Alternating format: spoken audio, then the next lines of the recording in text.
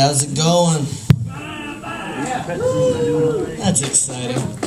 So I want to start by giving you guys a little fun fact about Max Racey. I have read the Webster's Dictionary front to back 7 times, and I want you to know I am this close to knowing what the fuck women are talking about. Alright, that's the beginning of a joke. I want to say the word.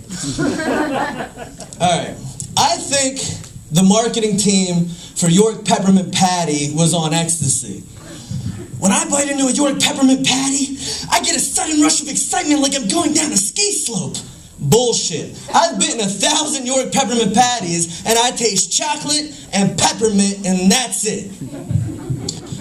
And the Valtrex commercial. I want to see a realistic Valtrex commercial, okay? Like, they're like, you know, my partner has genital herpes, and I still don't, because I use Valtrex. I want to see a realistic one, which is, that guy over there has herpes, and I still don't, because I'm not fucking him. Didn't you hear? He's got herpes. And if he ever wanted to get laid again, he would have kept his mouth shut like 1 out of 4 Americans. Sometimes, when I'm alone and I get horny, I like to take a Klondike bar to the Mission and rub it all over my balls and go, what would you do for a Klondike bar?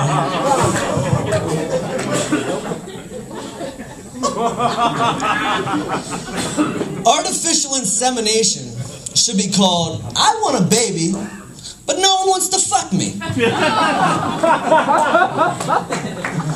And those credentials at, you know, the sperm banks are kind of ridiculous when you think about it. I mean, how many Harvard graduates are so hit up for $50 that they'll drive to a doctor's office and iron one out into a plastic cup? Who knew Harvard had such an extensive theater program?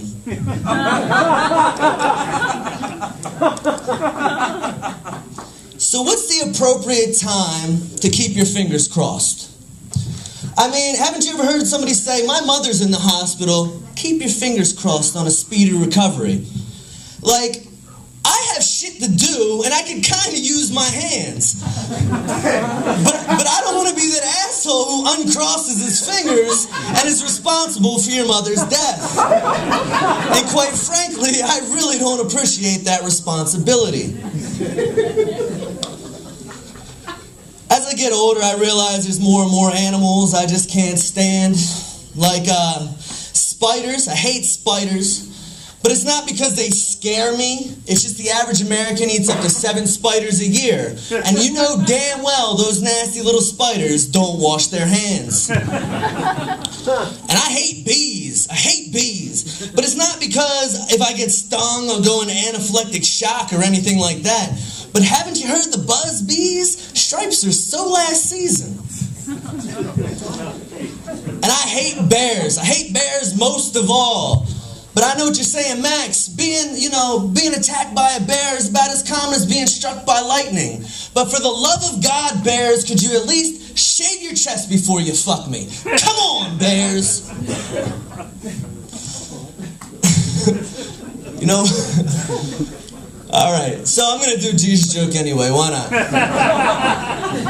So I drove 20 minutes to get to the mall, waited in line 20 minutes just to get into the parking lot, 15 minutes to find a parking space, had to park at the end, took me 7 minutes in the freezing cold to walk to the front entrance, walk inside. Wasn't until the 5th minute of standing in line at Auntie Anne's Pretzel, starving, that I honestly wish Jesus Christ was never born. And